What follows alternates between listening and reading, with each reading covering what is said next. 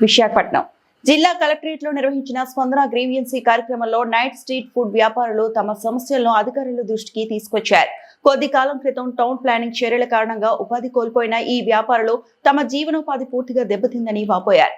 వ్యాపారాలు లేకపోవడంతో తీవ్ర ఆర్థిక ఇబ్బందులు ఎదుర్కొంటున్నామని, తీసుకున్న రుణాలను తిరిగి చెల్లించలేకపోతున్నామని తెలిపారు. అప్పుల భారం తట్టుకోలేక కొంతమంది మరణించిన ఘటనలు కూడా జరిగాయని, కుటుంబాలను పోషించడం కష్టంగా మారిందని కలెక్టర్ కు విన్నవించారు.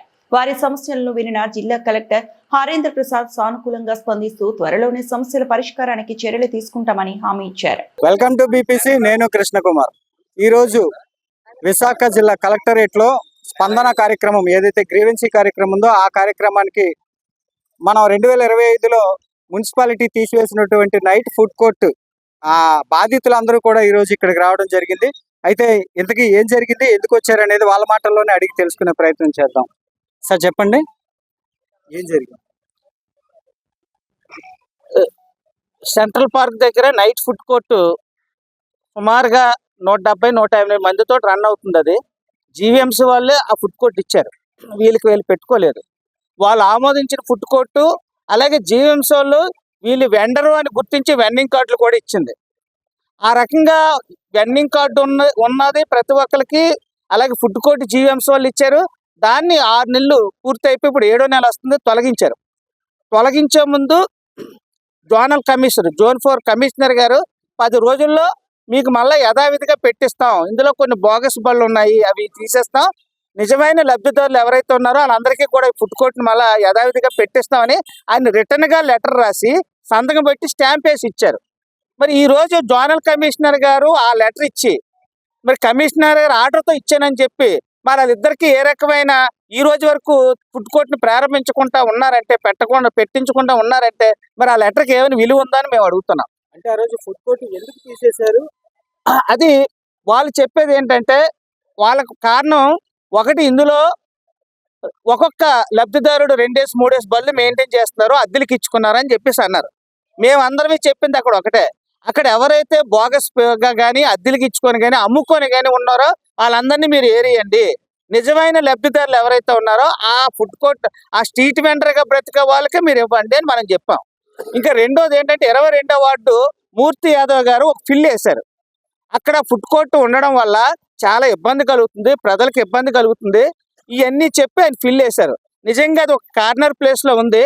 వాళ్ళున్న ఆ రోడ్లో కూడా సర్వీస్ రోడ్, అదే సర్వీస్ రోడ్లో వెహికల్స్ కూడా రావు, ఎవరికి ప్రజలకు ఇబ్బంది లేదు. ఇదంతా ఆయన ఎందుకు చేశాడంటే హోటళ్ళతో టైఅప్ అయ్యాడు. ఆయన టైఅప్ అయ్యి హోటళ్ళకి లాభం కలగాలంటే ఈ ఫుడ్ కోర్టుల వల్ల, స్ట్రీట్ ఫుడ్ వల్ల హోటళ్ళ లాభాలు పోతున్నాయట, వాళ్ళ వ్యాపారం జరగటం లేదట. అందుకని వాళ్ళ తరపున ఒక ఫిల్ వేశాడు. ఈ ఫిల్ ఎప్పుడైతే హైకోర్టులో ఉందో ఆ ఫిల్ని చూపించి కూడా ఈ 2 కారణాలతో ఈ రోజు ఫుడ్ కోర్టు తీయడం జరిగింది. బాధితులు సుమారుగా 180 మంది ఉన్నారండి అక్కడ. ఆ 180 మంది కూడా ఈ రోజు రోడ్డును పడిపోయారు. 7వ నెల 6 నెలలు పూర్తి 7వ నెల వచ్చింది.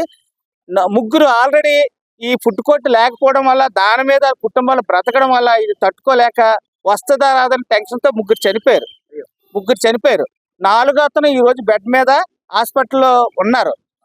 ఇది తప్ప హార్ట్ అటాక్తో, ఇది తప్ప వీళ్ళకి ఇంకో ఆధారం లేదు. ఏ రోజుకి ఆ రోజు వ్యాపారం చేసుకుని దాని మీద వచ్చే ఆదాయంతో ఇంటద్దు కట్టుకోవడం, పిల్లలు చదివించుకోవడం, వాళ్ళు మెయింటైన్ అవుతున్నారు. అంటే ఇంత చిన్న వ్యాపారం మీద ఎవరికైనా సాధారణంగా ఇంత చిన్న వ్యాపారం చేస్తూ ఉంటే దీని మీద ఫైనాన్షియల్ తీసుకోవాల్సిన పరిస్థితి ఉంటుంది. మరి ఇక్కడ ఉన్న వాళ్ళు చాలా మంది ఫైనాన్షియల్ తీసుకొని ఉంటారు, వాళ్ళ పరిస్థితి ఏంటి? అవతల వాళ్ళు అడుగుతున్నారా లేదా, ఏంటి పరిస్థితి? ఇప్పుడు ఈ వ్యాపారం నడపడానికి చాలా మంది ఫైనాన్షియల్ తీసుకున్నారు. ఇప్పుడు ఫైనాన్స్ వాళ్ళందరూ వాళ్ళ ఇంటి చుట్టూ వచ్చి ఒత్తిడి తీసుకొస్తున్నారు. అలాగే ఏవో చిన్న చిన్న ఈఎంఐలు తీసుకున్నారు. ఈఎంఐలు కూడా ఈ రోజు ఇంటికి వచ్చి ఈ రోజు వాళ్ళ నెత్తి మీద పీక మీద కూర్చొని కడతారా లేదా అని అడుగుతున్నారు. అలాగే ఇంటద్దె ఈ 6 నెలల నుంచి ఇంటద్దెలు కట్టలేదు. వాళ్ళు ఇల్లు ఖాళీ చేసంటే సామాన్లు బయట వేసేస్తామని చెప్తున్నారు. పిల్లలు ఫీజులు కట్టలేదు. వైద్యం చేసుకునే వాళ్ళు, ఇంట్లో వాళ్ళు మందులు మాత్రలు వైద్యం చేయించుకునే వాళ్ళు ఉన్నారు, వాళ్ళకి మందులు కొనలేని పరిస్థితి. ఇవన్నీ కూడా ఆ కుటుంబాలను ఈ రోజు ఈ 180 కుటుంబాలు చాలా ఇబ్బంది పడుతున్నాయి. జీవీఎంసీ ఏముందండి ఇప్పుడు? జీవీఎంసీ ఇంతకు ముందు 3-4 సార్లు కమిషనర్ గారికి ఇవ్వడం జరిగింది. తర్వాత దీని మీద హైకోర్టులో కూడా పిటిషన్ వేయడం జరిగింది. మేము బ్రతికి ఏదైతే ఉందో స్ట్రీట్ వెండర్గా దాన్ని ఈరోజు ఒకేసారి మాకు ఆల్టర్నేటివ్ చూపించకుండా తీస్తారని చెప్పేసి వేయడం జరిగింది. అందులో ప్రధానంగా చెప్పింది 2014 స్ట్రీట్ వెండర్ చట్టం ప్రకారంగానే మాకు ఫుడ్ కోర్ట్ పెట్టుకోవడానికి అవకాశం ఇచ్చారు. అందరికీ వెండింగ్ కార్డులు ఇచ్చారు.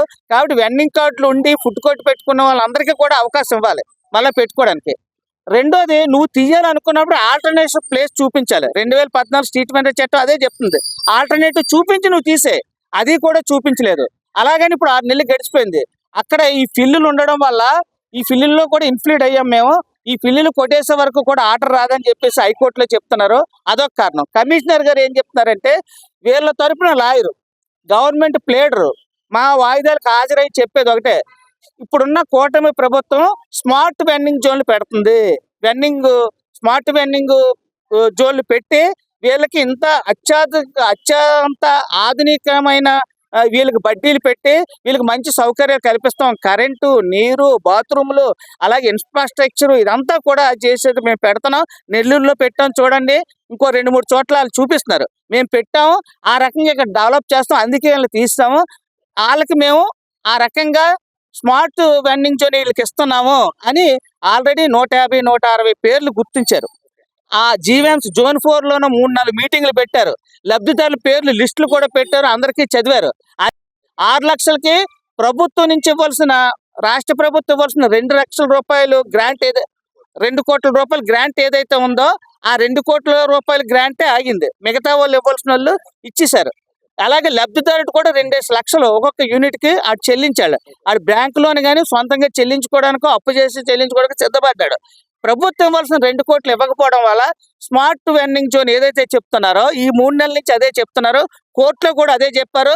కోర్టులో కూడా ఇది సబ్మిట్ చేస్తారు లిస్ట్ కూడా, ఇంతమందిని మేము గుర్తించామండి, ఇచ్చేస్తున్నామండి. ఆ రకంగా ఈ రోజు వరకు ఇవ్వకుండా కమిషనర్ గారు అదే మాట చెప్తున్నారు. అందుకని గత్యంతరం లేని పరిస్థితుల్లో కలెక్టర్ గారికి విన్నవించుకున్నాం. కలెక్టర్ గారి దగ్గర ఇక్కడ రావడం అనేది ఇదే ఫస్ట్ టైం అండి? ఇంతకు ముందు ఎప్పుడైనా ఇంతకు ముందు కలెక్టర్ గారు 2-3 సార్లు ఇచ్చాము.